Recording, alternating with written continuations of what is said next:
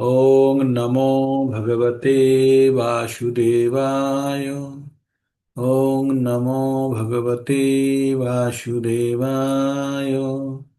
एक मिनट है, ये क्या बिगड़ा गया। ओम नमो भगवते वासुदेव, कहाँ चला गया मेरा ये। एक मिनट। ओम नमो भगवते वासुदेवाय। ओम नमो भगवते वासुदेवाय। ओम नमो भगवते वासुदेवाय। ओम नमो भगवते वासुदेवाय। ओम नमो भगवते वासुदेवाय। ॐ अज्ञानतिमिरन्धस्य ज्ञानञ्जनशलाकया चक्षुरुन्मिलितं येन तस्मै श्रीगुरुवे नमः। हरे कृष्णा। समस्त भक्तवृंदों को मेरा सश्रद्धा प्रणाम। आप लोगों को सुनाई दे रहा है? थोड़ा आप बोल सकते हैं, सुनाई दे रहा है? अगर स्पष्ट दिख रहा है एवं सुनाई दे रहा है तो तो हम लोग अभी भगवत गीता का रिवीजन क्लास करेंगे। जो रिवीजन क्लास हम पहले भी कर चुके हैं, कई सत्र कर चुके हैं। अभी हम लोग प्रवेश करेंगे 4 नंबर अध्याय में, जाके हम लोग अटके हुए हैं। तो 1, 2, 3 चतुर्थ नंबर अध्याय का हमने 3 सेशन कर चुके हैं, है ना? तो वर्तमान में हम चतुर्थ अध्याय का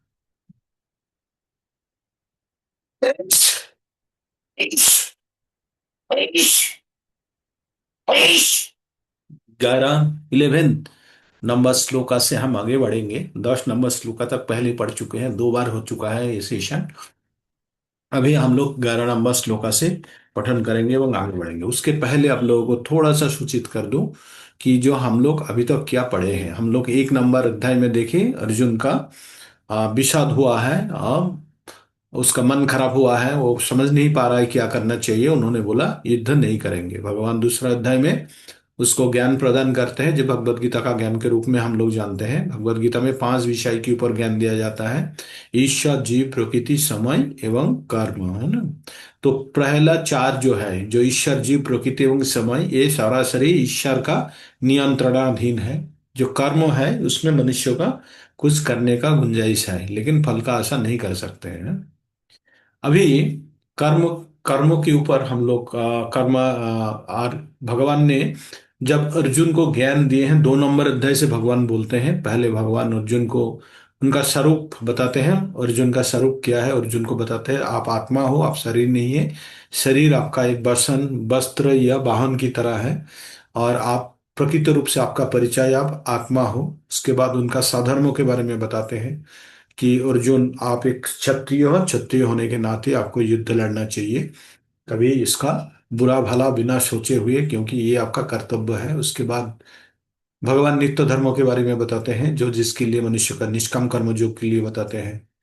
उसके बाद धीर, जो व्यक्ति जो स्थितोपज्ञ, उसके लिए बताते हैं 2 नंबर अध्याय में। उसके बाद 3 नंबर अध्याय में कर्म के लिए बताते हैं, कर्म योग 3 नंबर अध्याय का नाम, जहाँ पे बताते हैं भगवान का मुंह से वेद, वेद से कर्मकांड, कर्मकांड से यज्ञ, यज्ञ से वर्षा, वर्षा से अन्न, अन्न से मनुष्य जीवन धारण करते हैं। ये है पूरा प्रक्रिया। और क्या बोलते हैं, मनुष्य का प्रधान शत्रु है काम, जो हमारा इंद्रिय समूह मन एवं बुद्धि में छुपा रहते हैं, जो हमको हमेशा गलत काम करने में बाध्य करते हैं, है ना? तो बोलते हैं अथ क्या न प्रयुक्तो है पापं चरति पुरुष अनाच्छन्न पिबाष्णो बलादिवो नियोजितो। भगवान को पूछते हैं अर्जुन, तो भगवान बोलते हैं कामो एशो क्रोधो एशो। ये जो काम एवं क्रोध जो है मनुष्य का, ये रजोगुण से आता है। रजोगुण समद्भव महासनो महापापमा विद्धि नयम वैरिणम। ये आपका प्रधान शत्रु है, इसको आप जान लो। तो भगवान और बताते हैं लास्ट तक, जे काम जो है, मनुष्य का काम जो इच्छा है, ये कभी पूर्ण नहीं हो सकता है। वो दुष्पूरणीय है, तो इसलिए उसको त्याग करना ही सबसे बेहतर है। तो मनुष्य काम द्वारा, काम मतलब कोई चीज को तीव्र रूप से पाने का इच्छा को काम बोलते हैं। कोई चीज को तीव्र रूप से पाने का जो वासना है, मन के अंदर जो इच्छा जागृत होता है, उसको काम बोलते हैं। और ईश्वर को पाने का इच्छा को वो प्रेम बोलते हैं। तो काम और प्रेम का परिभाषा ये है, जब हमारा ज्ञान, हम क्या है, भगवान का अंश है। अगर भगवान का अंश है, अगर भगवान प्रेम करते हैं तो हमें भी प्रेम आना चाहिए। लेकिन जब रजोगुण द्वारा हमारा ज्ञान, हमारा जो ज्ञान जब रजोगुण द्वारा आच्छादित हो जाता है, जब चालित हो जाता है, तो तब हमारा जो ये प्रेम काम में पर्यावसित हो जाता है, काम काम में परिवर्तित हो जाता है। तो उसी काम रूपी शत्रु से हमको दूर रहने के लिए 3 नंबर अध्याय में बताया है। 4 नंबर अध्याय में जब शुरू होता है तब हमको बताया जाता है, 4 नंबर अध्याय में, अध्याय का नाम ही है ज्ञान योग। तो भगवान इसमें एक ज्ञान, जो भगवत गीता का ज्ञान कहाँ से किस प्रकार आया है, ये ज्ञान के बारे में बताते हैं, है ना। तो भगवान शुरू में ही बताते हैं कि जो ये जो ज्ञान है, ये सर्वप्रथम किसको दिए थे, सूर्य देवता विवस्वान को दिए थे। और विवस्वान किए किए थे उनका पुत्र मनु के दिए थे। मनु उनका पुत्र इक्ष्वाकु को दिए थे। तो इस प्रकार परंपरा में ज्ञान चल रहा था। तो भगवान पहले पहले वाला श्लोक पढ़ लेते हैं एक बार। श्री भगवान उवाच इमं विवस्वते जोगं प्रोक्तवानहम् अव्ययम् विवस्वान् मनवे प्राहु मनो ईक्ष्यो कवे अब्रवीत। तो भगवान ने बताया कि मैंने सबसे पहले ये ज्ञान सूर्योदेव को, सूर्योदेव विवस्वान को मैंने ये अव्यय ज्ञान दिया था। और विवस्वान उसका मानव जाति का जो जनक है, मनु को ये ज्ञान दिए थे। और मनु उनका पुत्र इक्ष्वाकु, इक्ष्वाकु इक्षा का इक्ष्वाकु के दिया था, इक्ष्वाकु को दिया था। तो तो इस प्रकार ये ज्ञान किस प्रकार चल रहा है, एवं परंपरा प्राप्तम राजो ऋषि विदुहु सकालीना महता जोगो नष्ट परंतु। भगवान ने बताया कि ये ज्ञान परंपरागत रूप से आ रहा था, और राजा ऋषियों के लिए ज्ञान उपलब्ध था, सबके लिए नहीं था। तो ये ज्ञान बीच में परंपरा से टूट गया था। उसके बाद भगवान ने क्या बोलते हैं, सबो एवायं मया तेह तो जोगो प्रोक्तो पुरातन भक्तोऽसि मे शाखा चेति रहस्यम हेदुत्तमम। तो बोलता है, आप मेरा परम मित्र हो, इसलिए मैंने आपको ये परम ज्ञान दोबारा, मैं आज तुम आपको मैंने बता रहा हूँ। ये जो विज्ञान है, एक्चुअली भगवत गीता का ज्ञान जो है, ये क्या है, ज्ञान नहीं है, ज्ञान के साथ और भी कुछ जुड़ा है, विज्ञान है। तो स्पिरिचुअल साइंस बोलते हैं भगवत गीता को बोलते हैं स्पिरिचुअल साइंस। विज्ञान, विज्ञान, ज्ञान और विज्ञान में फर्क क्या है, ज्ञान जो हम कोई भी इंफॉर्मेशन तत्व पा जाते हैं उसको ज्ञान बोलते हैं। और उस ज्ञान का जब व्यावहारिक प्रयोग होता है तो उसको बोलते हैं विज्ञान, जिसका व्यावहारिक प्रयोग है, जो ज्ञान को व्यवहार में लाया गया है। और इस ज्ञान का, जो भी ज्ञान का सही उपयोग, सही टाइम पे सही उपयोग करना है ज्ञान का, उसको बोलते हैं बुद्धि। तो ज्ञान एवं बुद्धि में आप लोगों को फर्क पता होना चाहिए। ज्ञान वो है, कोई भी इंफॉर्मेशन जो है आपके पास है, दैट इज ज्ञान। और उसी इंफॉर्मेशन को सही सही समय पे सही जगह पे आपको स्थापन उपस्थापन करना, उसको बोलते हैं बुद्धि। अभी अर्जुन का मन में ये प्रश्न आया, भगवान ने बोला ये ज्ञान उन्होंने सूर्योदेव को दिया था, सूर्यों का देवता जो है विवस्वान, उनको दिए थे। तो ये ज्ञान जब सूर्यों का देवता को दिए थे, कैसे हो सकते हैं? हम लोगों का मन में भी प्रश्न आएगा ना। अर्जुन देख रहा है भगवान उनका जैसे लग रहा है, सूर्यों का देवता सूर्य कब से चल रहा है, तो कैसे दे सकता है? तो भगवान को अर्जुन पूछते हैं, अर्जुन उवाचो अपरं भवतो जन्मो परम जन्म विभाषत कथा में तद विजयिनां तद्माओ प्रोक्तवान इति। तो अर्जुन ने क्या पूछा, आप ये ज्ञान तो सूर्यों का जो दिए थे सूर्योदेव को, उसका तो जन्म बहुत बहुत पहले हुआ था। और आपने जो ये ज्ञान का उपदेश किए थे, मैं कैसे समझूं? अर्जुन का मन में स्वाभाविक है ना, ये प्रश्न आ ही सकते हैं कि आपका वो सूर्यों का देवता का तो जन्म बहुत दिन पहले हुआ था, बहुत बहुत दिन पहले, मैं कैसे समझूं कि आप उनको ज्ञान दिए? क्योंकि आपको मेरा उम्र वाला ही देख रहे हैं। तो भगवान उसका जवाब में क्या बोलते हैं, श्री भगवान उवाच बहूनि मे व्यतीतानि जन्मानि च अर्जुन तन्नाहं वेदो सर्वाणि नात्तं वेत्तु परन्तप। बोलता है, अर्जुन तुम्हारा और मेरा बहुत बहुत जन्म हुआ है, मैं समस्त जन्म का तथ्य जो भी घटना है सब मेरे को शरण है। लेकिन तुम्हें ये सब कुछ शरण नहीं है। क्या बोला? परमेश्वर भगवान ने बोला, हे परंतप अर्जुन, मेरा तुम्हारा बहुत जन्म हुआ है, मैं सब जन्म का कथा जो तथ्य है मैं शरण कर सकता हूं, लेकिन आप नहीं कर सकते हो। इस प्रकार भगवान अर्जुन को बताते हैं। उसके बाद भगवान बोलते अजोपि, मैं अजो, अजो मतलब जिसका जन्म नहीं होता, बोलते अजोपि सन्नवायात्मा भूतानामीश्वरानपि सौन् प्रकृतिं साम्यधिष्ठाय संभाव्य संभावाय संभावम आत्ममायया संभावामि आत्ममायया अजोऽपि सन अव्ययात्मा भूतानामीश्वरोऽपि सन् प्रकृतिं साम अधिष्ठाय संभावामि आत्म मायाया। तो बोलता है मैं जन्म रहित हूं। भगवान क्या बोलता है? पहले क्या बोला? मेरा और आपका बहुत जन्म हुआ था, लेकिन आपको सबका शरण नहीं, मेरे को शर्म है, शरण है। लेकिन भगवान दूसरा में क्या बोलते हैं? जन्म तो हुआ था बता दिए, लेकिन जन्म भगवान का तो जन्म नहीं होता, तो भगवान क्या बोलते हैं? अजोपि, बोलता है मैं अजोपि, मेरा मेरा कोई भी जन्म नहीं होता, मैं अजो, मेरा कोई जन्म नहीं होता। तो क्या बोलते हैं? मैंने जन्म में मेरा शरीर जो है चिन्मय मतलब आध्यात्म का शरीर है, और मैं क्या करता हूं? आत्मा, आत्मो जो अपना जो अंतरंग शक्ति है ना अपना, उसके ऊपर बल करके मैंने जन्म जुग जुग में अब मैंने अवतीर्ण होता हूँ। तो भगवान क्या बोलता है? मैं अवतीर्ण होता हूँ जुग जुग में, मैंने जुग जुग में मैंने आ, प्रकाशित होता हूं। मैं जन्म जन्म अजो भी, मेरा जन्म रहित हूं, लेकिन मैं अपना माया द्वारा, माया का बल से मैं प्रकाशित होता हूं, या मैं जो भी सबके सामने आता हूं, अपना माया बल से सृष्टि होके मैं आता हूं। लेकिन मैंने साधारण मनुष्य की तरह जैसे पिता माता का संयोग से जन्म नहीं लेता। और इस प्रकार मैंने जुग जुग में अवर्तित होता हूं। तो आने के बाद क्या करते हैं भगवान? वो चीज, वही फेमस दो श्लोक हमें बताया, जदा जदा ही धर्मस्य ग्लानिर्भवति भारत अभ्युत्थानं अधर्मस्य तदात्मानं सृजन्याहम्। वो बोलता है हे भारत, मैं जब धर्म का ग्लानि भर जाता है, अधर्म का अभ्युत्थान हो जाता है, तब मैं स्वयं को प्रकाश करता हूँ एवं अवतरण होता हूँ युग युग में। हाँ, हर युग में मैंने आते रहता हूँ। उसके बाद भगवान क्या बोला? आके क्या करते हैं? भगवान बोलता है परित्राणाय साधूनां विनाशाय दुष्कृतम धर्म संस्थापनार्थाय संभवामि जुगे जुगे। और मैं हर युग में आता हूँ।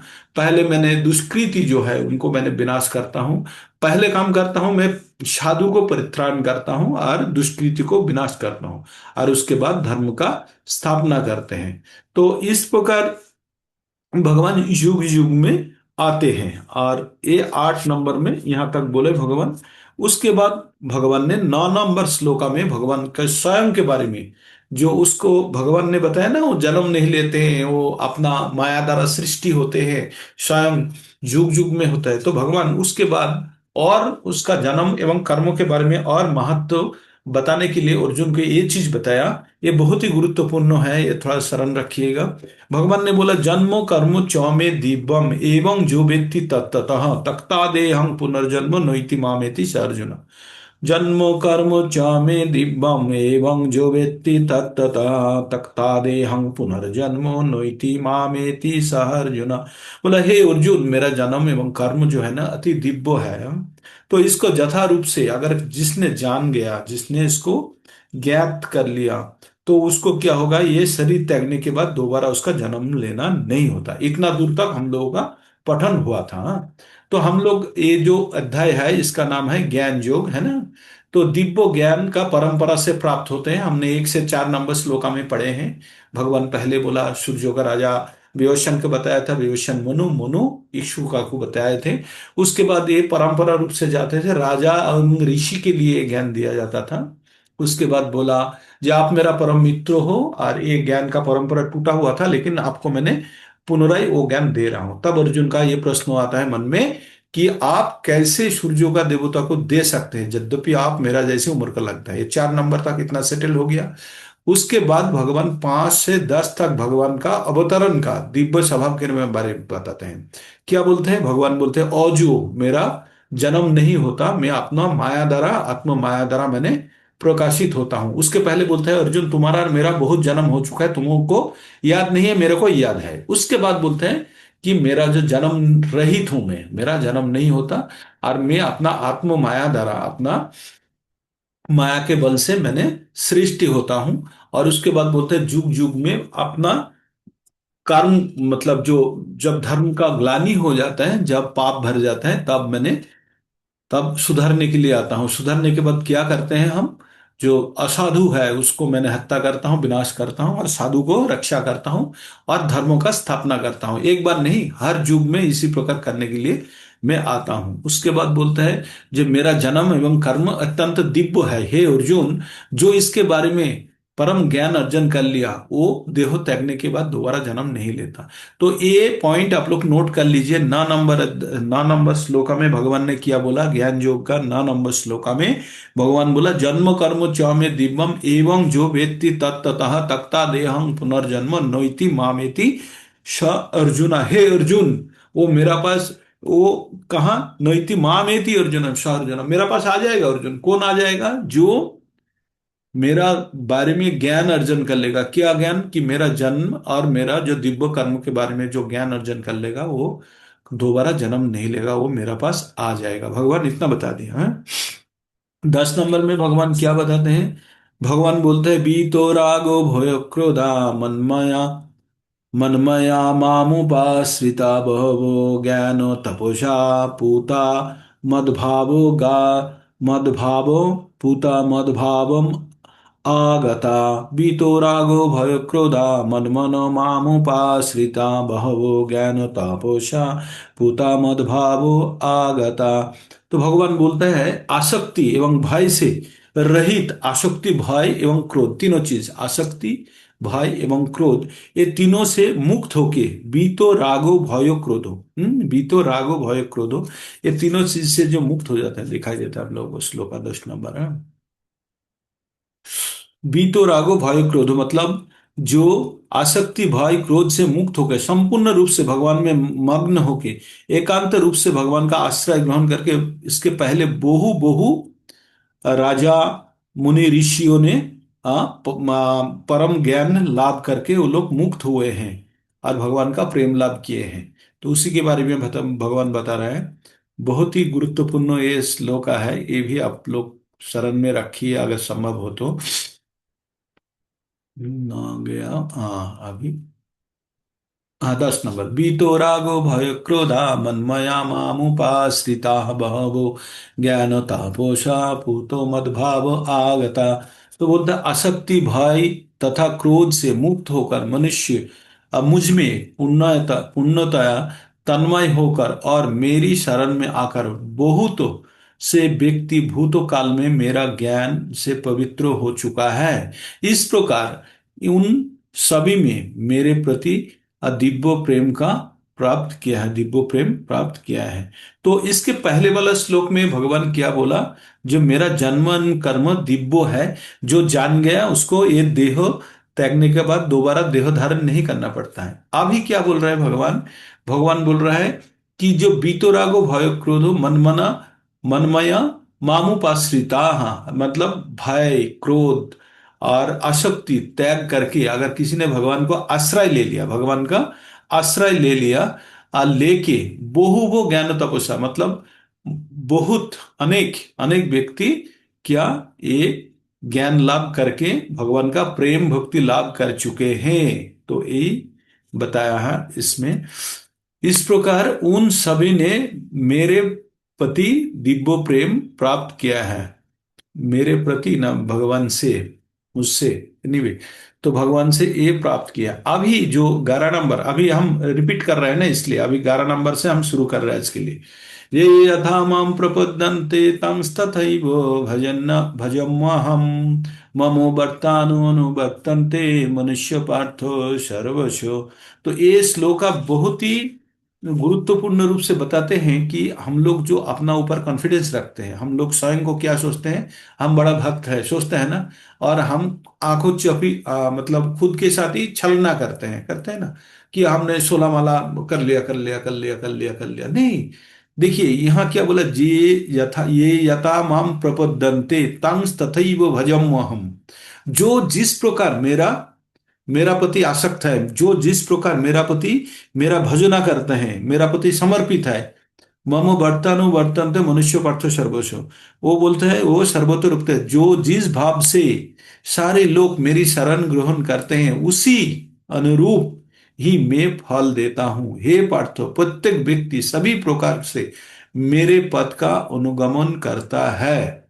इसका मतलब एक चीज मान लीजिए, हम जितना भगवान को चाहेंगे भगवान भी उतना ही हमको चाहेंगे। मतलब सहज अर्थ है न्यूटन का थर्ड लॉ वाला। अब जिस प्रकार एक गेंद, जो रबर का गेंद होता है ना, जब दीवार पे मारा जाता है तो दीवार क्या करते हैं, वो गेंद गेंद को उसी बल से उसको उल्टा फेंकते हैं, है ना, फेंकता है ना, तभी वो गेंद वापस आता है। क्या आता है ना, कि आता है कि नहीं। तो मतलब अगर दीवार मान लो अगर उल्टा उनको वो फोर्स से धक्का नहीं देता तो क्या होता, वो गेंद वही रुक जाता। जैसे मान लो कोई कपड़ा लटका हुआ है और कस के आपने एक रबर का गेंद फेंके हैं, तो कपड़ा में लटका जाएगा, लटक जाएगा, जाने के बाद वहीं गिर जाएगा, गेंद वापस नहीं आएगा। यद्यपि एक लोहे का दीवार है या सीमेंट का दीवार है या कोई मिट्टी का सख्त दीवार हो, तो गेंद वापस आ जाएगा। क्यों? क्योंकि वो जो सख्त दीवार है उतना ही फोर्स से उसको वापस कर रहा है। तो इसी प्रकार हम लोग जितना भगवान की ओर हम स्वयं को केंद्रित करेंगे, या भगवान का भक्ति में प्रेममयी सेवा में जितना लगेंगे, भगवान भी उतना ही हमको उसी प्रकार फल प्रदान करेंगे, और भगवान उतना ही हमको प्रेम प्रदान करेंगे। तो यहाँ एक चीज बताया गया इस हम्म, बोलता है जो भगवान का साथ में भगवान के पास आके जो अप्राकृत सेवा का आनंद उपलब्धि कर सकते हैं, कौन? जो मनुष्य जो भगवान का जब सेवा करते हैं, तब सेवा के अंदर ही अगर आपने आनंद लेते हैं, जैसे भगवान के लिए का अभी तो हम लोग पढ़ेंगे कर्म किस प्रकार है, तो उसमें जब जाएंगे तब हमको पूरा पता चल जाएगा कर्म अकर्म विकर्म के लिए। लेकिन उसके पहले ही हमको ये बताया जा रहा है, भगवान का सेवा में जब स्वयं को नियुक्त कर देंगे, तो वहां पे जो हम सेवा करने के लिए जो अनुभूति होंगे, जो रियलाइजेशन होंगे, जो आनंद होंगे, वो आनंद तभी आप रियलाइज कर सकते हैं जब अनासक्त रूप से भगवान का सेवा में कहीं युक्त होगा। किसी ने भी अगर सोचा कि भगवान का सेवा कर रहा हूं, मेरा पुण्य हो रहा है, मैं भगवान का बहुत मेहरबानी कर रहा हूं, ये गलत धारणा है। ये भगवान का सेवा कर रहा है, ये अपना अंदर से, स्वयं रूप, मतलब इसको बोलते हैं, क्या बोलते हैं, स्पॉन्टेनियस, स्वतःस्फूर्त रूप से। हाँ, इसमें कोई आपको कोई धक्का नहीं मार रहा है। जैसे हम लोग सुबह सुबह जब मंगलाचरण करते हैं या मंगलारती करते हैं, तो हम लोग एक कविता पढ़ते हैं, मतलब जो रचना पढ़ते हैं चैतन्य महाप्रभु का शिक्षाष्टकम में। तो उसमें एक जगह पे बोलते हैं, ना धनम ना जनम ना सुंदरीम कवितांग बा जगदीश कामये। क्या बोलते हैं? ना धनम ना जनम ना सुंदरीम कवितांग बा जगदीश कामये, ममो जन्मनि जन्मनि शरे, ममो जन्मनि जन्मनि शरे, अहितुकी भक्ति अहितुकी। क्या बोलते हैं? ममो जन्मनि जन्मनिश्वरे भवताबु भक्तिर अहितुकी तोई। हमें धन नहीं चाहिए, हमें जन नहीं चाहिए, हमारा सुंदर स्त्री या पुरुष नहीं चाहिए, या कोई प्रशंसक भी नहीं चाहिए। क्या चाहिए हे जगदीश, हमें क्या चाहिए? ममो जन्मनि जन्मनि शरे, एक जन्म से दूसरा जन्म तक जैसे भगवत भक्ति मेरा अंदर आप प्रदान करो। और कि किस प्रकार भगवत भक्ति हो, अहुइतुकी, कोई कारण छोड़ के, मतलब इसके लिए कोई कारण नहीं है। हमारा अंदर जो भक्ति है, तो हम जब भगवान के प्रति सेवा करेंगे, कोई कारण रहित, कोई कारण नहीं होना चाहिए। जब भी इसमें कारण युक्त हो जाएगा ना, कि हम सोचेंगे कि हम भक्ति कर रहे हैं, मतलब हम लोगों का बहुत ये होगा वो होगा, ये बहुत गलत है। ये भावना अंदर आना ही नहीं चाहिए। हमें सोचना चाहिए ये हमारा स्वभाव है, क्या हमारा नेचर है, हम जीवेरे स्वरूप है कृष्ण नित्य दास। तो हम स्वभाव बसत जो स्वभाव के कारण हमें सेवा करना चाहिए। इसमें ये नहीं कि हम दूसरे से बहुत अच्छा कुछ कर रहे हैं, हम बहुत आगे बढ़ गए हैं, हम स्पिरिचुअल हो गए, हम जन्म नहीं लेंगे, तुम लोग मरते जाओगे, इस प्रकार भावना एकदम बिल्कुल नहीं आनी चाहिए। हमें आना चाहिए कि हम सत्य जान गए। जब एक बच्चा स्कूल में जाता है स्कूल बैग लेके, यूनिफॉर्म पहन के स्कूल का, तब जब किसी बास में जाता है, अगर आम बास हो मतलब कॉमन बास हो जिसमें स्टूडेंट के लिए एक्सक्लूसिव नहीं है, तो उसमें बहुत और भी मनुष्य जाते हैं ना, कोई काम में जाते हैं, कोई अलग अलग काम में जाते हैं, लेकिन वो बच्चा को कोई फर्क नहीं पड़ता कौन कहाँ जा रहा है। कोई धन उपार्जन करने जा रहा है या कोई गेम खेलने जा रहा है, उससे कोई मतलब नहीं, वो जाता है अपना स्कूल के लिए, उसका मन बना रहता है। तो इस प्रकार जो भगवान का भक्ति करते हैं, या तो उसका मन में कुछ नहीं है, बाकी लोग जो भी कर रहा है अपना काम कर रहा है, लेकिन अपना कर्तव्य स्वरूप अपना मन की स्वतःस्फूर्त रूप से हृदय से ये चीज आनी चाहिए कि हम भगवान का भक्ति करें, क्योंकि ये हमारा स्वभाव है, हमारा नित्य स्वभाव है। एक्चुअली अगर ये स्वभाव है तो सबके अंदर होना चाहिए, है ना। आप तो बोलेंगे कि जो जीवेरे स्वरूप है कृष्ण नित्य दास, हम लोग सब भगवान का दास है, और दास का काम है भगवान का सेवा करना। तो सब मनुष्य क्यों नहीं करता, मैं क्यों करूं? क्योंकि उनका जो ज्ञान है, उनका जो ज्ञान है माया द्वारा आच्छादित होके रखा हुआ है। माया क्या है? जो काम रूपी चेतना से उसका जो अच्छा गुण है उसको डाइवर्ट कर दिया, उसको जड़ जगतिक का कर्म काम में उसको फंसा दिया।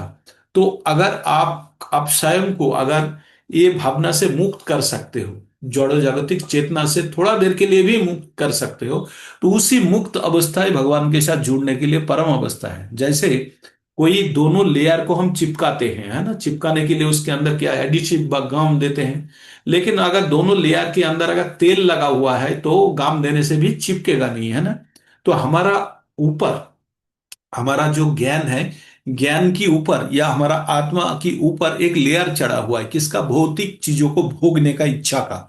जो ये इच्छा वाला लेयर जब तक रहेगा तब तक हम परमात्मा के साथ जोड़ने का जो भी प्रयास करेंगे वो सक्सेसफुल नहीं होगा, वो व्यर्थ हो जाएगा। क्यों? क्योंकि हमारा मन के अंदर भौतिक चीज भोगने का इच्छा ही बना हुआ है। तो भौतिक चीज भोगने का, जो भौतिक इच्छा है भोगने का इच्छा जब तक हमारा कम नहीं होगा तब तक हम भगवान के साथ जुड़ नहीं सकते। देखिए, स्पिरिचुअलिज्म और भौतिक भोग दोनों साथ साथ में नहीं चल सकती, क्योंकि एक निम्न कोटि का स्वाद है जो भौतिक सुख में, और आध्यात्मिक में उच्च कोटि का सुख सुख है। तो दोनों निम्न एवं उच्च कोटि का सुख ले मतलब स्वाद लेके कोई चल नहीं सकता किसी एक को। तो आम आदमी क्या करते हैं, एक उच्च कोटि स्वाद तक पहुंच ही नहीं पाते हैं, निम्न कोटि का स्वाद लेके ही संतुष्ट रह जाता है। तो इसलिए बार बार बताया जाता है कि ये जो मनुष्य क्या करते हैं, जो भी कर्म करता है उसके जो कर्म करने का फल तो आता है। और एक चीज, आज सुबह भी जब क्लास हो रहा था तब प्रभु जी बोल रहे थे ना, किसने पूछ दिया था कि जो अपना पाप कर्मफल के बारे में पूछ दिया था ना किसी ने, तो तब प्रभु जी क्या बताया कर्मफल के ऊपर? बोला जो तीन प्रकार का कर्मफल हो जाता है। एक होता है प्रारब्ध होता है, एक होता है आपका संचित होता है, संचित। एक होता है प्रारब्ध, एक होता है अपराब्ध। संचित का दो हिस्सा है, एक होता है प्रारब्ध, एक होता है अपराब्ध, और तीसरा होता है बीज या कूट। हाँ, तो ये जान लीजिए, जो मान लीजिए एक एग्जाम्पल दे रहा हूं, एकदम एग्जाम्पल के तौर पे ले लीजिए। भगवान के पास दो ड्राम रखा हुआ है, सिलिंडर का दो ड्राम रखा हुआ है। एक में लिखा हुआ है पुण्य, एक में लिखा हुआ है पाप। और हम लोगों का जो परिचय है उसके ऊपर लिखा हुआ है, दोनों ड्राम के ऊपर, एक में पुण्य है एक में पाप है। तो वो हमारा संचित हो गया। वो हम हर जीवन में कर्म करते हैं और जो उत्पन्न करते हैं वहां रखते हैं, कहाँ? भगवान के पास ड्राम में रखते हैं। जन्म जन्म से ड्राम के अंदर भर के रखा, हमें पता नहीं कितना पाप है कितना पुण्य है ना। अभी जब इस जीवन हम त्याग रहे, वर्तमान जीवन का मान लीजिए, वर्तमान जीवन जब त्याग रहे हैं तो हमारा कुछ अपूर्ण इच्छाएं रह गया है, हमारा कुछ इच्छाएं रह गया जो पूर्ति करने चाहते हैं। तो हम इस जीवन में बहुत कर्म करे हैं, तो उसमें पाप भी उत्पन्न हुआ है पुण्य भी उत्पन्न हुआ है, वो लेके जाएंगे, जाके वो ड्राम में जमा करेंगे, कहाँ? जो पहले से ही भरा हुआ है, पाप या पुण्य से जो भी है भरा हुआ है, हमें पता नहीं कितना है। अभी क्या हुआ, जब दूसरा जन्म लेंगे मतलब इच्छा के अनुसार, तो वहां से कर्मफल खर्चा करना करेंगे। किस प्रकार शरीर चाहिए, जिस प्रकार हमारा इच्छाएं है उस प्रकार शरीर प्राप्त होंगे हमें। अच्छा, जब उस प्रकार शरीर जब प्राप्त होना है तब कुछ आपको अलॉटमेंट मिलेगा, कुछ पुण्य फल मिलेगा, कुछ पाप मिलेगा। जो जितना अलॉट करके देते हैं उसको बोलते हैं प्रारब्धो, और जो रह गया वहां पे उसको बोलते हैं अपारब्धो या संचित कर्म, है ना। तो हमने लेके जो जन्म लेके जब जन्म लेते हैं तो उसको बोलते हैं प्रारब्ध लेके आया। और फिर तीसरा क्या है, वर्तमान में हम कुछ प्रारब्ध लेके आए हैं जिसके कारण मेरा पिता माता कौन है, मेरा जो शिक्षा, मेरा कुल, मेरा जो परिस्थिति, बाकी सब कुछ एनवायरमेंट मेरा प्रारब्ध के ऊपर निर्भरशील है। और इस जीवन में जो कर्म कर रहे हैं ये फल हम लेके जाएंगे, इसका अभी फल हम भोग नहीं रहे हैं। आप लोग ये गलतफहमी में मत रहिए कि इस जीवन में मैं बहुत अच्छा काम कर रहा हूं, भगवान तब भी मेरे को कष्ट क्यों दे रहे हैं। इस जीवन में आप जितना भी काम कर लो, ये कर्म इस जीवन में आपको ज्यादा सुहाल या अच्छा हल नहीं बनाएगा, वो अगला में होगा। जैसे आप लोगों को एग्जाम्पल देके मैंने बताया था, एक बच्चा क्लास सेवेंथ में पढ़ते हैं, उसका रोल नंबर है 47। तो उसका जो 47 रोल नंबर किस लिए है क्लास सेवन में, वो है क्लास सिक्स का फाइनल एग्जाम का रिजल्ट, है ना। क्लास सिक्स का जो रिजल्ट हुआ उसका सेवेंथ में उसका रोल नंबर बन के आया है। अभी वो बच्चा सेवेंथ में पढ़ते हुए कभी भी इसको द्वारा संभव नहीं कि क्लास सिक्स में वापस जाए, जाके उसको नंबर को सुधर के आए, संभव नहीं है। वो जो है वो लेके चलना पड़ेगा। उसके बाद क्या है, अभी इसी जन्म में इसी क्लास में सेवेंथ में वो जितना भी अच्छा पठन पठन करे, उसका रोल नंबर का कोई चेंज आएगा? बोलिए आप लोग, होगा चेंज? होगा उसका रोल नंबर? बहुत अच्छा पठन पाठन कर रहा है, मतलब पूरा जी जान लगा के टीवी देखना बंद कर दिया, खेलना कम कर दिया, मोबाइल नहीं चलाता, वो सुबह शाम लगे हुए हैं, क्लास में भी अच्छा रिप्लाई करते हैं। तो उसका क्या क्लास सेवन में रोल नंबर चेंज होगा? कोई अनम्यूट करके बोले, बोलिए। उसका क्लास सेवन में रोल नंबर चेंज होगा? एनीबॉडी? नहीं होगा, नहीं होगा अभी। नहीं होगा। कौन सा क्लास में होगा? वही क्लास में होगा। हाँ, कहाँ चेंज होगा उसका रोल नंबर? आगे की क्लास में चेंज हो जाएगा। आठवीं नेक्स्ट क्लास में में, अगला नेक्स्ट क्लास में होगा ना? हाँ नेक्स्ट जी। में। एकदम। तो हम लोग जो भी जीवन लेके आए हैं, हम जो भी जीवन लेके आए हैं वो प्रारब्ध के कारण लेके आए हैं। जो भी हम, हाँ बोले माता जी। प्रभु जी, ये तो हमें समझ में आ गया, जो हम भोगते हैं वो, जैसे अगर हमें भक्ति करते हुए भी कष्ट आ रहा है वो हमारा प्रारब्ध कट रहा है। हाँ, लेकिन उन माता जी का क्वेश्चन शायद ये था कि मान लीजिए हमारे घर का ही कोई सदस्य है, वो भक्ति में नहीं है, हाँ, और हम उसके लिए उसके नाम से चैंटिंग करते हैं, हाँ, है ना। तो वो ये जानना चाह रहे थे कि क्या उस बच्चे का भी प्रारब्ध कट जाएगा हमारे चैंटिंग करने से। हाँ, हाँ, थोड़ा बहुत मिलेगा। हाँ, तो प्रार्थना में ये। बहुत जोर है, प्रार्थना में बहुत क्षमता है। अगर देखिए, आप जब चैंटिंग कर रहे हैं ना, अनासक्त होके कर रहे हैं ना, अब हाँ जी। अनासक्त उसमें तो आपका कोई ये नहीं रखे, आपने कोई अधिकार नहीं रखे, आपने दूसरे को दे दिए हैं, तो उसको कटेगा, वैसे ही कटेगा, हाँ, कटेगा। क्योंकि उसकी भी ये इच्छा होगी ना कि जैसे भगवान ने मुझे भक्ति में लगाया, तो भगवान मेरी ये प्रार्थना है कि ये भी भक्ति करने लगे, इस नाम से उसके लिए माला करे वो, तो हाँ, प्रारब्ध हाँ, कटेगा ना उसका भी। पक्का कटेगा, पक्का कटेगा, पक्का कटेगा, इसका फल मिलना ही है। यही पूछना था प्रभु जी से। हाँ, हाँ हाँ, जी, ठीक। ये पक्का हरे कटेगा। कृष्ण।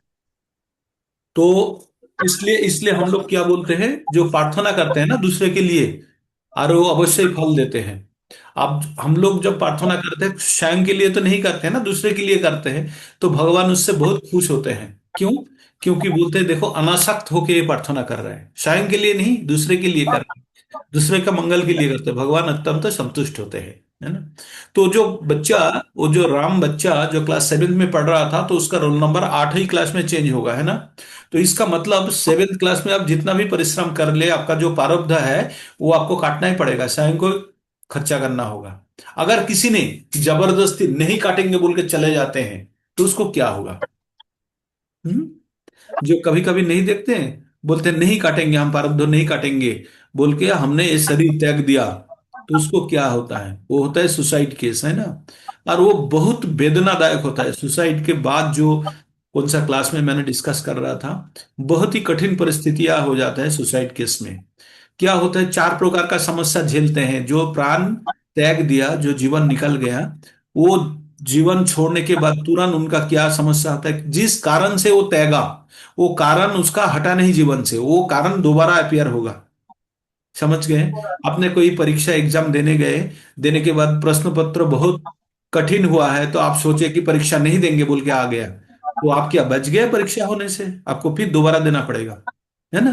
तो इसी प्रकार उसी मनुष्य को दोबारा वो प्रश्नों को वो जो समस्या को उसको फेस करना ही होगा। उससे राहत नहीं मिला है, उनको वो अवॉइड करने का प्रयास किए, लेकिन अवॉइड नहीं कर सकते। दूसरा, वो हर मनुष्य ना अपना शरीर को बहुत ज्यादा पसंद करते हैं, सबसे ज्यादा।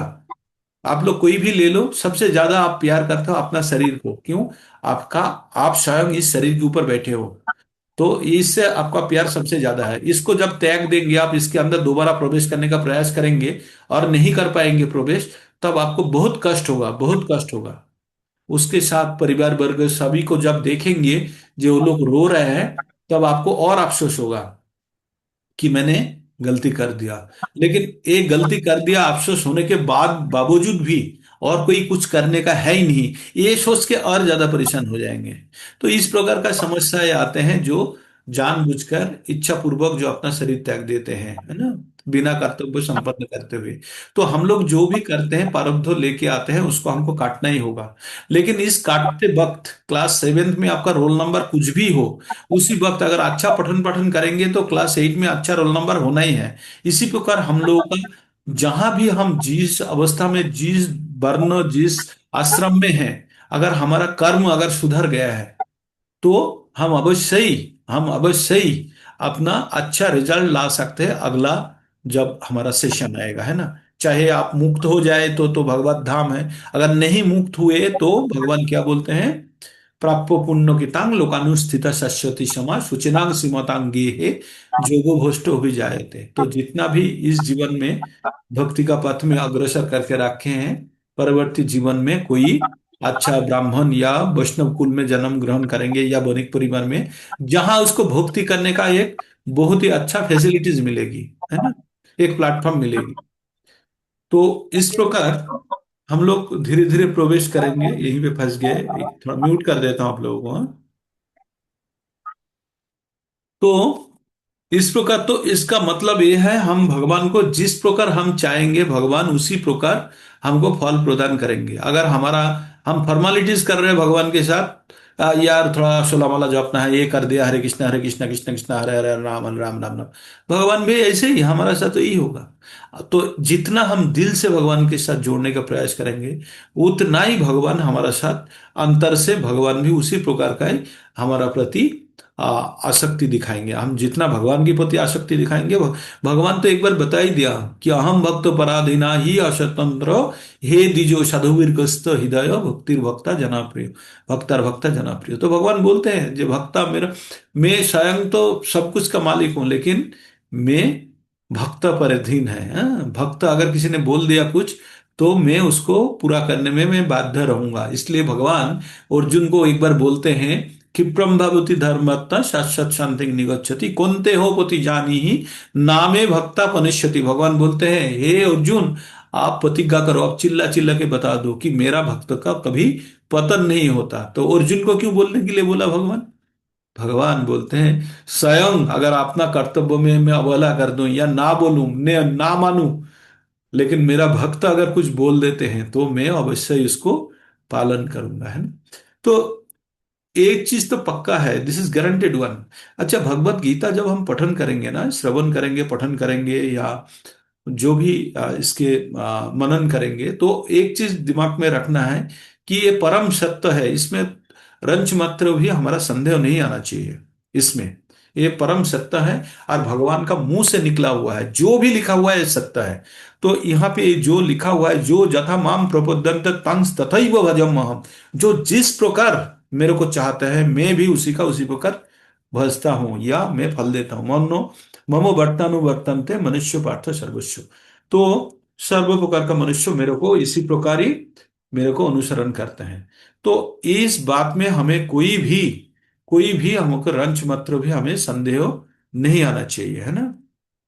उसके बाद हम पिछले श्लोक में भगवान ने क्या बोला, कृष्ण व्यक्ति के भावानुसार भावानुसार आदान प्रदान करते हैं। तो वही बोला पिछले श्लोक के संबंध में, अगर भगवान कृष्ण की पूजा भक्ति मार्ग करने से उसकी सारी मनोवांछना इच्छाएं पूरी हो जाती हैं, तो लोग भौतिक इच्छाएं के लिए दूसरे की पूजा क्यों करते हैं? हाँ हाँ, बहुत सरल रूप से पूछा। तो भगवान का अगर भक्ति करते हैं तो सब कुछ उसका मनोवांछा पूर्ण हो जाता है। तो मनुष्य क्यों तो बाकी का पूजा क्यों करते हैं? तो उसके लिए ये जो 12 नंबर श्लोक है उसमें क्या बताते हैं, 12 नंबर क्या बोलते हैं, सभी रास्ते एक ही लक्ष्य की ओर जाते हैं, ये प्रश्न है।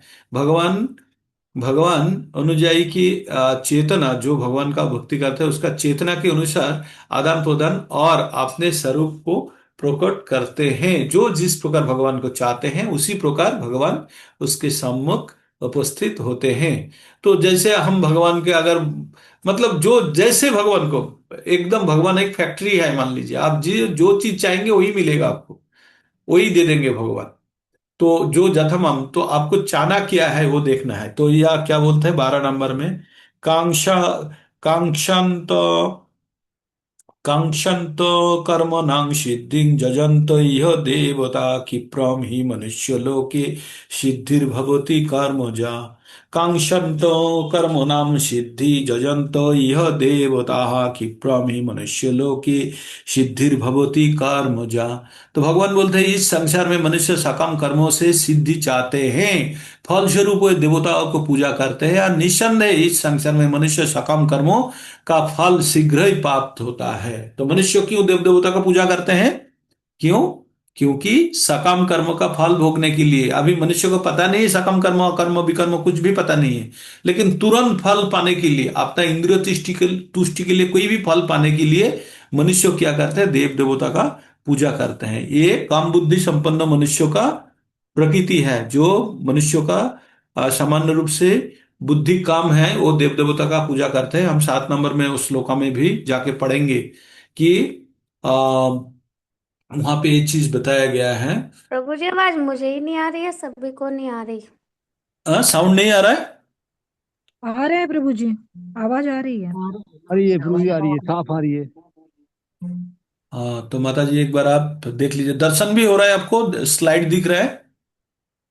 जी प्रभु जी। हाँ, तो माता जी आप एक बार देख लीजिए आपका फोन में, नहीं तो रीलॉग इन कीजिए आप। हाँ, तो देवता का जो उपासना करते हैं, आ, तो एक 7 नंबर अध्याय में एक श्लोका है, जाके बाद में तो पठन करेंगे। वो बोलते हैं अल्प बुद्धि संपन्न जो मनुष्य है ना, वो देव देवता को पूजा करते हैं। 22 नंबर श्लोका है 7 नंबर अध्याय का शायद।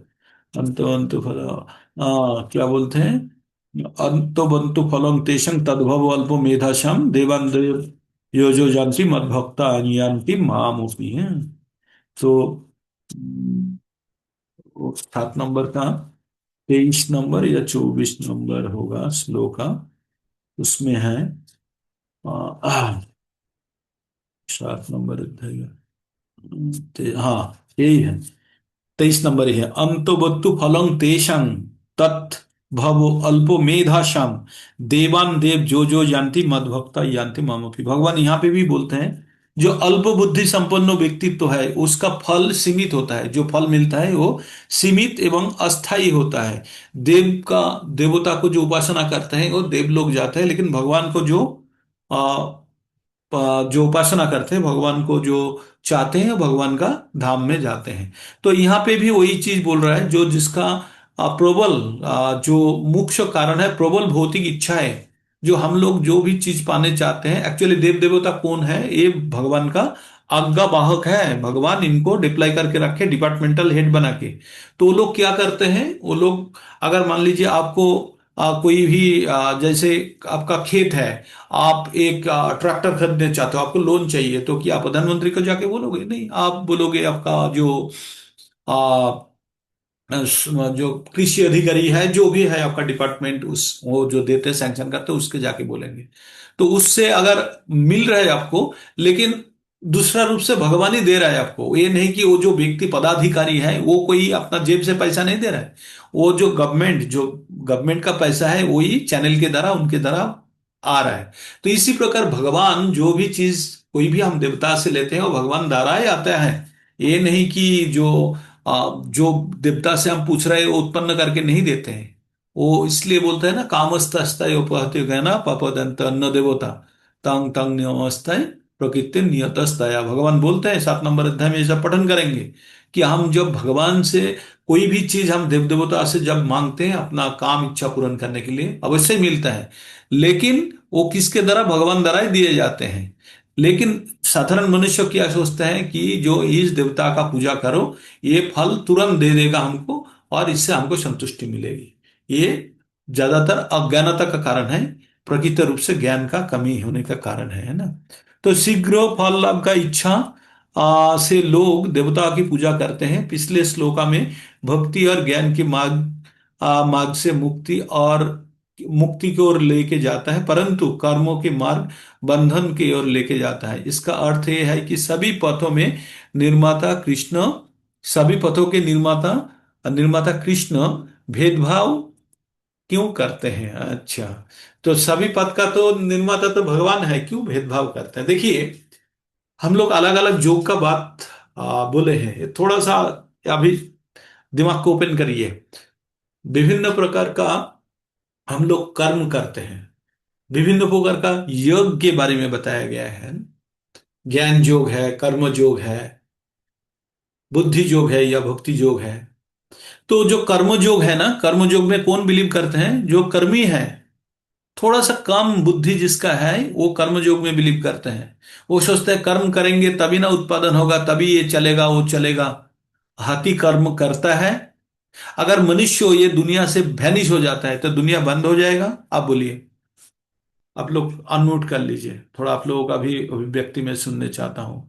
अगर मान लीजिए इस दुनिया से मनुष्य को हटा दिया गया, मतलब मनुष्य को पूरा संपूर्ण रूप से मनुष्य रहित कर दिया, तो ये दुनिया अगर मान लीजिए 100 या 150 200 साल के बाद अगर इस दुनिया में वापस आके अगर कोई देखने चाहते हैं दुनिया का अवस्था क्या है, तो किस प्रकार देखेंगे?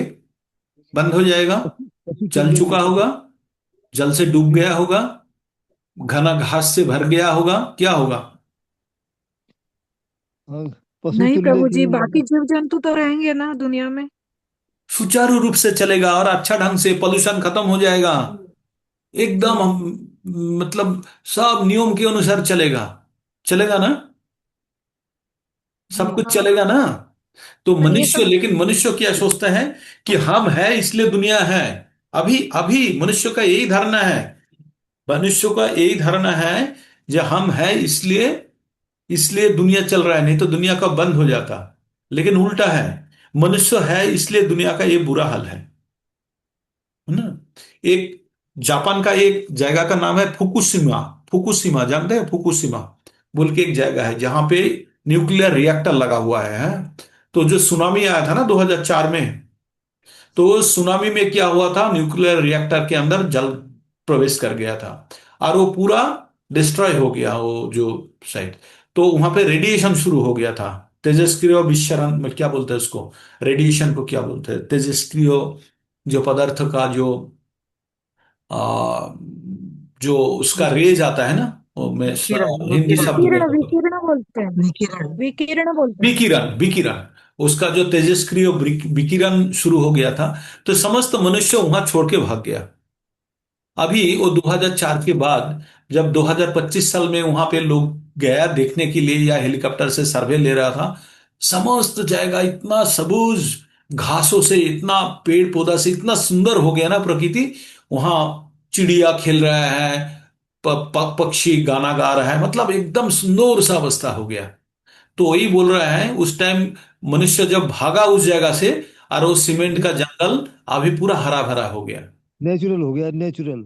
हाँ तो, हाँ तो मनुष्य जब ये दुनिया में, तो मनुष्य सोचते हैं कि हम जिम्मेदारी लेके दुनिया को चला रहे हैं ना। ट्रम्प क्या सोचते हैं, उन्होंने जिम्मेदारी लेके दुनिया को चला रहे हैं ना, प्रकृति रूप से वो चला रहा है। दुनिया इस प्रकार ही चल रहा है, वो एक बड़ा नाव में एक यात्री है और कुछ नहीं है। वो नाव का लोहा भी नहीं है कि जो जल के ऊपर वो तैर रहा है, नहीं, वो एक यात्री है, बोझ है दुनिया में। तो इस प्रकार हम मनुष्य सोचते हैं कि हम जो भी सकाम कर्म कर रहे हैं, करने के बाद दुनिया चल रहा है, कोई जरूरत नहीं है हम तो इसका मतलब, मैंने इतना बड़ा कहानी इसलिए बोलने जा रहा था, मनुष्य सोचते हैं हम कर्म करेंगे, ये बनाएंगे वो बनाएंगे, इसके द्वारा ये करेंगे। अगर ना करे तो हाथी भी जी रहा है अपना, पक्षी भी जी रहा है, कुत्ता भी जी रहा है, समस्त प्राणीकुल समस्त कुछ जी रहा है। किसी का कोई ऑफिस नहीं है, किसी का कोई कॉलेज नहीं है, किसी का कोई टेंशन नहीं है, ना कि उसका मकान के ऊपर और बगल में पड़ोसी आके, और प्रकृति के नियम से जी रहा है। तो हम भी प्रकृति के नियम के अंदर है, लेकिन उसके अंदर अपना भावना, इंद्रियों तृप्ति करने का भावना बना दिया, है ना। तो प्रभुपाद जी का जब ये पढ़ते हैं, जब तात्पर्य पढ़ते हैं, तब बोलते हैं सब कुछ का मूल में क्या पता है, ये जो चर्म रोग है, चर्म रोग जानते हैं। चर्म रोग क्या है? जो नारी का पुरुष के प्रति आसक्ति और आसक्त पुरुष का नारी के प्रति आसक्ति, इसके कारण ही पूरा ये जो मनुष्य समाज का जो रैट रेस है, इसी के कारण चल रहा है। एक घर मकान चाहिए, स्त्री और पुरुष जब एक साथ में होने के लिए प्राइवेसी चाहिए, प्राइवेसी के लिए रूम चाहिए, रूम के लिए बिल्डिंग चाहिए, उसके बाद संतान उत्पन्न हो उसको कॉलेज में डालना है। मतलब इस प्रकार एक्सटेंशन होते होते मनुष्य इतना कर्म में फंस जाएगा कि यहां से निकलने का कोई रास्ता ही नहीं है। हाँ, तो इसमें बहुत मतलब कठिन रूप से फंस जाएगा। तो हम लोग आगे बढ़ते हैं, नहीं तो हमारा अध्याय समाप्त नहीं होगा, या हम बहुत ही ज्यादा फंस जाते हैं विश्लेषण में। तो इस बार भगवान ने क्या बोला? नहीं, भगवान कृष्ण ना भोग का विषय में इच्छा रखने वाले को लोगों के लिए चार वर्ण बनाया है। किसके लिए? भगवान ने, कृष्ण ने भोग विशेष इच्छा रखने वाले लोगों के लिए चार वर्ण बनाए हैं। भगवान कृष्ण ने गुण और कर्मों के आधार पर चार वर्ण का रचना किए हैं। तो क्या बोलते हैं श्लोका में? चतुर्वर्णं शिष्टम गुणा कर्म विभागश तस्य कर्तारमपि माम विद्या कर्तारम भयम। भगवान क्या बोलते हैं? प्रकृति के तीन गुण और उसका संबंध, संबंध संबंध क्या बोला? संबंध संबंध कर्मों के अनुसार मेरे द्वारा मानव समाज के चार विभाग से रचे गए हैं। यद्यपि इस व्यवस्था का मैं सृष्टा हूं, किंतु तुम ये जान लो कि मैं इन पर भी अव्यय अव्यय और अकर्ता हूं, अव्यय अकर्ता हूं। हाँ? तो भगवान बोलते हैं ये मैंने सृष्टि किया हूं, लेकिन मैं इसका अंतर्गत नहीं हूं, मैं इस द्वारा प्रभावित नहीं हूं। भगवान जैसे एक एग्जाम्पल आप लोगों को दिया था, सांप, सांप का मुंह में जहर है, एक थैला में रहता है जहर सांप का मुंह में, लेकिन सांप को कभी वो जहर सांप के पास रहते हुए सांप क्यों नहीं मरता? मनुष्य के शरीर में वो जहर प्रवेश कर जाता तो मनुष्य तो तुरंत मर जाता है, थोड़ा एक बूंद भी आ जाता है, लेकिन सांप का मुंह में इतना जहर रहता है, तब क्यों नहीं मरता? वो तो सांप का ही अंश है ना। यद्यपि ये क्रूड एग्जाम्पल है, तथापि ये सृष्टि भगवान का है, लेकिन भगवान इस तरह प्रभावित नहीं होता, क्योंकि ये भगवान का ही सृष्टि है। अरे सृष्टि क्यों कराया? क्यों मनुष्य,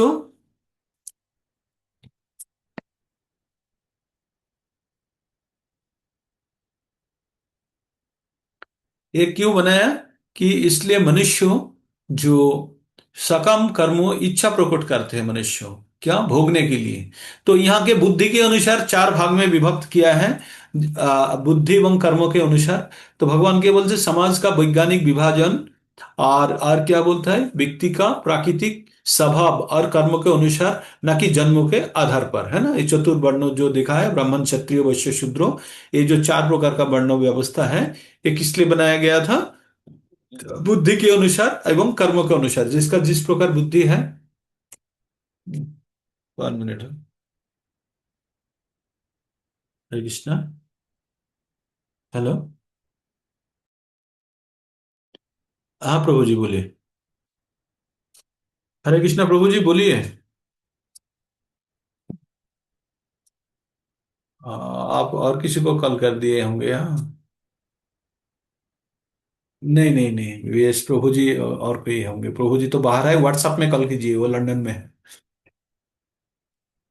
तो हमें ये मनुष्यों को समाज का विभाजन किस प्रकार हुआ है? गुण और कर्म के अनुसार। जैसे आपका जिस प्रकार आसक्ति होगा, उसी प्रकार ही मनुष्य को, जैसे ब्राह्मण होगा तो ब्राह्मण का बुद्धि का उपयोग करेंगे, क्षत्रिय होगा तो उसका बुद्धि एवं शरीर का उपयोग करेंगे, और उसका प्रशासनिक दक्षता का प्रमाण देंगे, युद्ध युद्ध लड़ेंगे, अपना प्रजा के लिए और रक्षा करने के लिए समस्त प्रकार का न्याय व्यवस्था प्रणाली को चालित करेंगे।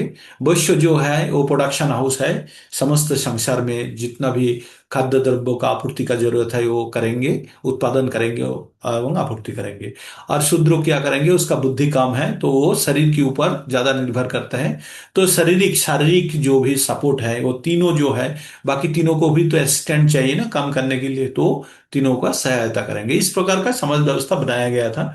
लेकिन अभी उसका विकृत रूप स्वरूप समाज व्यवस्था थोड़ा सा बिगड़ गया। तो चैतन्य महाप्रभु ने जब आए थे तब उनको वो उन्होंने देखा था इस प्रकार व्यवस्था के कारण बहुत ही समाज में बहुत ही खराब अवस्था हो गया था। एक्चुअली क्या हुआ था, उस टाइम पे चैतन्य महाप्रभु जब आए तो सनातन का रक्षा करने के लिए उन्होंने पहला देखा कि जो ये जो दुर्बल प्रकृति के मनुष्य है, जिसका ज्ञान बुद्धि काम है, उनको ज्यादा ही शोषण किया जा रहा था। तो उससे क्या हो रहा था, तो उनमें भी जो भी थोड़ा सा बुद्धि वाले व्यक्ति है वो क्या करते एजिटेशन शुरू कर दिया। करके उन्होंने किया, अब्दुल का सहायता लेने लगा। अगर अब्दुल का सहायता लेके आप अपना ही भाई को अगर अपने पिटाने जाएंगे तो बाद में अब्दुल एडवांटेज लेगा कि नहीं, तो अब्दुल ने एडवांटेज लेके इन लोगों को कन्वर्ट करना शुरू कर दिया। तो इस प्रकार कन्वर्शन, इसलिए बंगाल में देखिएगा बहुत ज्यादा संख्या में कन्वर्सन हो चुका है। जब भी बंगाल विभाजन हुआ था तो एक बहुत बड़ा विश्लेषण है क्यों मुस्लिम धर्म का जो प्रभाव बंगाल में ज्यादा है। तो चैतन्य महाप्रभु जब आए थे इसको रक्षा करने के लिए, उन्होंने पहला तो बंधन तोड़ दिया। उन्होंने बोला समस्त प्रकार का मनुष्य यहाँ आ सकते हैं, क्या बोला, सबके लिए द्वार खुला हुआ है। और उन्होंने बोला जो भगवान को जानते हैं, जो कृष्ण को जानते हैं, वही क्या है, वो गुरु है। इसमें कोई भी गुरु होने का कोई भी क्वालिफिकेशन ब्राह्मण क्षत्रिय वैश्य शूद्र कुछ भी नहीं है। क्या बोलते हैं, किवा विप्रो किवा नासी शूद्रो कैनो नाई। चैतन्य महाप्रभु बोलते हैं किवा विप्रो मतलब क्या ब्राह्मण, क्या नासी सन्यासी, क्या नासी, शूद्रो कैनो नाई, शूद्रो क्यों नहीं। जो कृष्ण तत्ववेत्ता, जो जिसको कृष्ण के बारे में पता है वही गुरु है, वो गुरु हो सकता है। तो इसलिए देखिएगा हमारा इस्कॉन में जो अपना गुरु महाराज ऐसा है, कितना विदेशी है जो सनातन में ही नहीं है। हाँ, सनातन में ही थे नहीं, लेकिन बाद में उन्होंने भी गुरु बन चुका है। तो एक बहुत बड़ा प्रचेष्टा है, बहुत बड़ा मॉडिफिकेशन है, या जो व्यवस्था में चैतन्य महाप्रभु जो दिए गए, जो पद्धति दे के गए हैं उसको अनुपालन किया जा रहा है। चैतन्य महाप्रभु का एक प्रधान सहचर या जो ब्रह्मा जी का बोलते हैं इनकारनेशन, वो हरिदास, जवन हरिदास जो थे, वो एक म्लेच्छ परिवार में उसका जन्म हुआ था। तथापि उसको नामाचार्य जो बताया जाता है कि चैतन्य महाप्रभु को उसको इस प्रकार स्थापित किए थे कि उनके पास किसी भी प्रकार का कोई भेदाभेद नहीं है। सब जो कृष्ण के बारे में जानते हैं वही उनके लिए सबसे प्रिय है। तो भगवान स्वयं आके ये व्यवस्था को और तीव्र रूप से स्थापन करके गया है। जो बुद्धि के अनुसार जिसका जिस प्रकार बुद्धि होगा वो उसी प्रकार कर्म करेंगे, ना कि जन्म के अनुसार, है ना। तो इस प्रकार ये 13 नंबर श्लोका के ऊपर दिन के पूरा दिन भर भी अगर आप विश्लेषण करें तब भी कम है। तथापि हमको आगे बढ़ना है, इसलिए हम आगे चलते हैं। भगवान क्या बोलते हैं उसके बाद, क्या सभी रास्ते एक ही लक्ष्य पे जाते हैं? नहीं। क्या अन्य देवता भगवान के अलग अलग अवतार है? नहीं, अन्य देवता भगवान का अवतार नहीं है। क्या जाति प्रथा अनुचित और शोषक है? नहीं। वो क्यों बताया गया है, क्यों, बुद्धि और जन्म के अनुसार अगर बना देते हैं तो खराब का उसका खराब प्रभाव दिखता है, लेकिन बुद्धि एवं कर्म के अनुसार हो तो वो सही है ना। उसके बाद भगवान क्या बोलते हैं, नामं कर्माणि लिप्पन्ति नामे कर्म फले स्पृहा इति मां जो भी जानाति कर्म भिन्नर स बद्धते। क्या बोलते हैं, मुझ पर किसी कर्मों का प्रभाव नहीं पड़ता, ना ही मैं कर्मफल की कामना करता हूं। जो मेरे संबंध में इस सत्य को जानता है वही, वो कभी भी कर्मों के पास में नहीं बनता। कर्मों के पास में नहीं बनता तो क्या होता है, कर्मों के पास में कौन बनता है, जो अल्प बुद्धि संपन्न मनुष्य, जो जो भगवान को बिना जाने। भगवान इसके पहले वाक्य बोला 4.9 में, याद है ना आप लोगों को। भगवान ने बताया 4.9 में, जन्म कर्म च में दिव्यम एवं जो व्यक्ति तत्तः तक्ता देहम पुनर्जन्म नोइति मामेति सहर्जन। उसी को ये श्लोका और सपोर्ट कर रहा है। क्या बोलता है, मुझ पर किसी प्रकार का कर्म का बंधन प्रभाव नहीं पड़ता, भगवान किसी कर्म का बंधन में नहीं आता। ना कर्मफल का कामना करता हूं, भगवान किसी कर्मफल का भी कामना करता है। ये जो मेरा संबंध में ये सत्य जानते हैं। तो भगवान क्या बोला, मेरा जन्म एवं कर्म अत्यंत दिव्य है। ये जो जान गया, तत्वगत रूप से जान गया, वो मृत्यु के बाद दोबारा शरीर धारण नहीं करता। यहां क्या बोल रहा है, भगवान बोल रहा है मुझे किसी भी कर्म का प्रभाव नहीं पड़ता। वहां बोला कर्म के बारे में, यहां बोला और स्पेसिफिक, मेरे भगवान के ऊपर किसी भी कर्म का कोई प्रभाव नहीं पड़ता। ना कर्म फल कि कामना करता है, भगवान कई कर्म फल का कामना नहीं करते हैं। जो भगवान के संबंध में इस सत्य जानते हैं वो कभी भी पास में नहीं बनता, मतलब वो मुक्त होता है, भगवान के पास चले जाते हैं, है ना। तो 11 नंबर में जो हम पढ़े हैं, 14 नंबर परोक्ष रूप में उसी को सपोर्ट कर रहे हैं। अभी 15 नंबर में क्या बोला, पठन करते हैं 15 नंबर में। एक मिनट। हरे कृष्ण।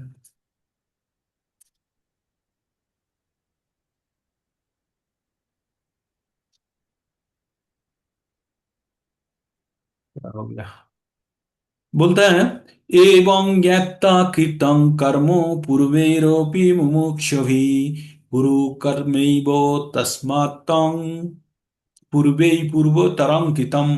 क्या बोलते हैं भगवान, बोलते हैं प्राचीन काल में समस्त मुक्त आत्माओं मेरी दिव्य प्रकृति का ज्ञान, प्रकृति को जान करके ही कर्म किया है। अतः तुम्हें चाहिए कि उनके पद चिन्हों का अनुसरण करते हुए अपने कर्तव्यों का पालन करो। किसको बोल रहा है ये ज्ञान, अर्जुन को दे रहा है। क्या बोल रहा है, पूर्वे बहुत प्राचीन काल में जो मुक्त पुरुष है, जो मुक्त पुरुष है, मुक्त आत्मा जो है, वो क्या किया, वो भगवान का, जो भगवान के बारे में तत्वगत रूप से जान गया है, भगवान का दिव्य प्रकृति के बारे में जान के ही कर्म किया है। अतः तुम्हें भी, भगवान अर्जुन को बोल रहे हैं, भगवान अर्जुन को भी उसी को अनुसरण करते हुए, किसको, जो पूर्व में बहुत ही जो ज्ञानी व्यक्ति, जो मुक्त आत्माओं भगवान के बारे में ज्ञान लाभ किया, भगवान के बारे में ज्ञान लाभ कर देंगे तो क्या होगा, 4.9, कभी भी भगवान के बारे में कर्म एवं ज्ञान लाभ कर लिया तो उसको 4.9 अप्लाई हो जाएगा। 4.9 मतलब जन्म कर्म च में दिव्यम, और तक्ता देहं पुनर्जन्म नैति माम विदिशा अर्जुन। तो अर्जुन को भी बोल रहा है, आप ज्ञान अर्जन कर लो, आप जान लो, ये लेके आप कर्म करो, और आप मेरे पास ही आओगे, इसमें कोई संदेह नहीं है। हर बार यही चीज भगवान कहलाते हैं। अभी एक चीज आप लोग जान लीजिए, ये जो भगवत गीता का उद्देश्य क्या है एक्चुअली। एक लाइन में अगर भगवत गीता का उद्देश्य आप लोग बताएंगे, कोई एक लाइन में भगवत गीता का उद्देश्य क्या है। हरे कृष्णा। भगवान के शरणागत शरणागत प्रभु जी। भगवान का शरणागति लाभ करना, ठीक है। और कोई जोड़ेंगे, भगवत गीता का उद्देश्य क्या है, बोलिए। हाँ प्रभु जी, जन्म अपने मृत्यु के जीवन चक्कर के से लक्ष्य को जानना। जन्म मृत्यु का प्रभु चक्कर जी से हरे कृष्ण बाहर जाना, दंडवत हाँ। प्रणाम। हाँ अपने बाहर जीवन जाना, का प्रभु जी भगवत कर्म धाम। को करना है, जानना। फल की इच्छा नहीं रखना है। कर्म करना है, फल का इच्छा नहीं करना, और सब सही बोल रहे हैं। और कोई जोड़ेंगे। वास्तविक उद्देश्य तो ये प्रभु जी, अपने जीवन के लक्ष्य को यानी स्वयं को जानकर परमात्मा सच्चित आनंद में रहना। तो परमात्मा मैं का चरण में जाना, मैं बस कौन एकदम हूँ सही। परमात्मा? इंदु आत्मा और सोलंकी माता मैं जी, आप भी बोलिए। आत्मा और मैं परमात्मा का कौन हूँ ज्ञान। ये भगवान को आत्मा परमात्मा का ज्ञान।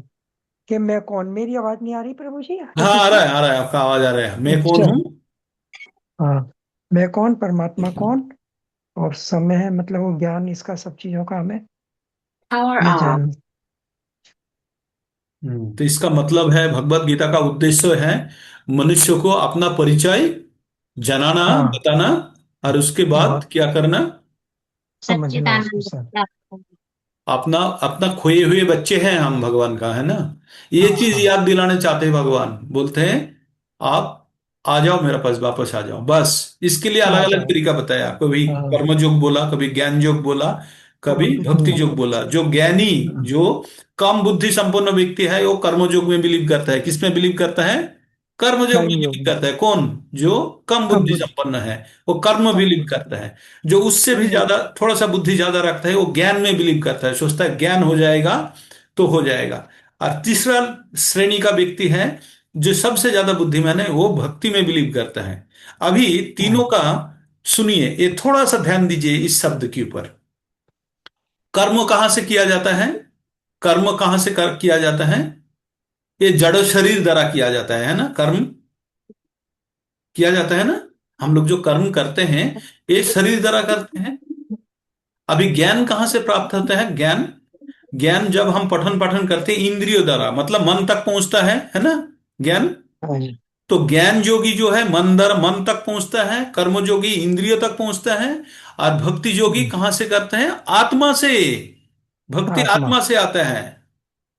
ज्ञान आपका मन और बुद्धि से होता है, और कर्म जी। होता है आपका इंद्रियों से होता है। तो हम लोग पढ़े हैं ना 3 नंबर अध्याय में, शरीर से श्रेष्ठ है इंद्रियों, इंद्रिय से श्रेष्ठ है मन, मन से श्रेष्ठ मन है से बुद्धि, और बुद्धि, बुद्धि से श्रेष्ठ है बुद्धि से श्रेष्ठ है आत्मा। आत्मा। तो हाँ, तो कौन सा योग बेहतर रहा, निकला इनमें से श्रेष्ठ योग कौन सा है फिर? आत्मा। आत्मा का जो योग है क्या? भक्ति। भक्ति। भक्ति। मन और बुद्धि का योग क्या है? ज्ञान ज्ञान। योग। ज्ञान। ज्ञान। इंद्रियों और शरीर का योग क्या है? कर्म योग। कर्म। तो आप कौन सा स्तर पे है उसके ऊपर निर्भर कर रहे हैं आप कौन सा योग में रहेंगे। जी। इसलिए भगवान 7 नंबर अध्याय का 19 नंबर श्लोका में बोलते हैं, बहुनाम जन्म नामांते ज्ञानवान मन प्रपद्यते, वासुदेव सर्वमिति स महता सुदुर्लभ। भगवान बोलते हैं बहु जन्मों के बाद ज्ञानी व्यक्ति को पता चलता है भगवान सब कुछ का मूल, तभी उसके अंदर से हृदय से प्रेम भावना प्रकट होता है और भगवान के साथ जुड़ने का प्रयास करते हैं।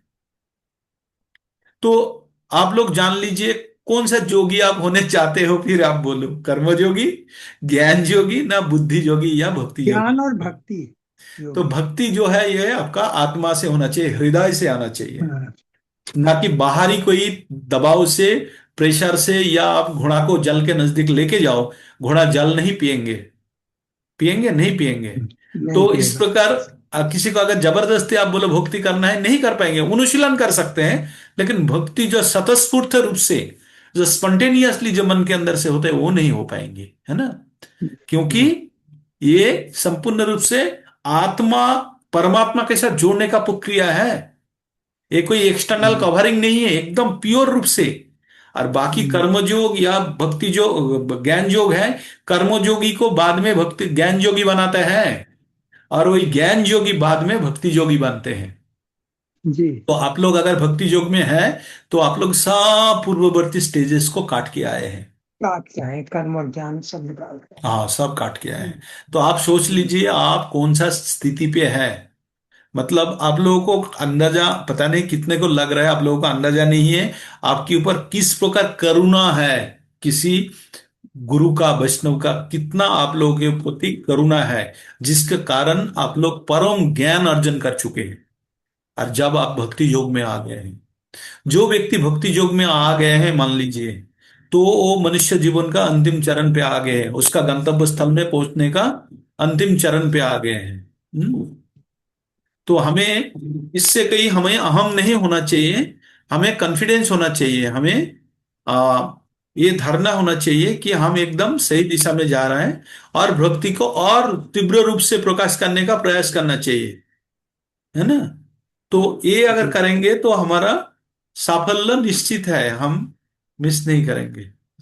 तो अग्रगति काम हो रहा है, श्लोका का अग्रगति काम हो रहा है, लेकिन हमें विश्लेषण बहुत जरूरी है। अभी नेक्स्ट हम लोग 3 प्रकार का कर्म के बारे में बता ही देता हूं थोड़ा सा, और 3-4 मिनट ले लूंगा। 3 प्रकार का कर्म होता है, ये जो क्या कर्म और क्या अकर्म, ये जो इसको स्थिर करना बहुत मुश्किल है। अभी कर्म योगी के बारे में बताया जाएगा, जो योगी कर्म में बिलीव करता है। 3 प्रकार का कर्म होता है, एक होता है सकाम कर्म या सकर्म, एक होता है अकर्म जो निष्काम कर्म, और तीसरा होता है आपका जो विकर्म या पाप कर्म। तो 3 प्रकार का कर्म होता है, सकर्म मतलब जो पुण्य उत्पन्न करते हैं, विकर्म जो पाप उत्पन्न करते हैं, और जो निष्काम कर्म या अकर्म जो विष्णु के उद्देश्य से किया गया कर्म है। तो अभी